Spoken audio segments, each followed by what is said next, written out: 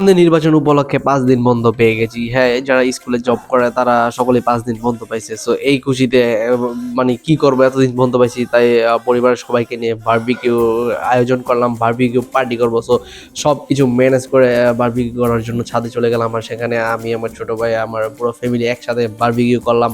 সেখানে সবাই কম বেশি হেল্প করেছে একে অপরকে। শুধু আমি মোটামুটি কম হেল্প করেছি। বারবিকিউ বানানোর জন্য কয়লাটা রেডি করলাম। কয়লাটা ভাই জ্বলতেছিল না। পরে আমি আমার ছোট ভাইকে ডাক দিলাম, সাকিবকে, যে দেখ তো একটু কয়লাটা কেন জ্বলতেছে না। তখন অনেকক্ষণ চেষ্টা করে অনেক কিছু ইউজ করে সে কয়লাটা জ্বলাইছে। আর যখন কয়লাটা জ্বললো এতই তাপ ছিল যে ভাই বিশ্বাস করেন ১০ মিনিটেই পুরো রান্না হয়ে গেছে। আর সত্যি বলতে গেলে খাবারগুলো খুবই টেস্ট আর মজাদার ছিল।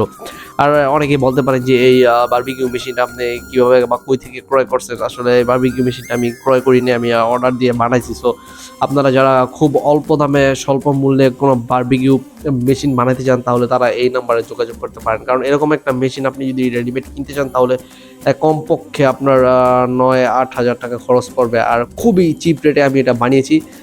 সো আপনারাও চাইলে বানাইতে পারেন আর এভাবে ফ্যামিলির সাথে বারবিকিউ এনজয় করতে পারেন।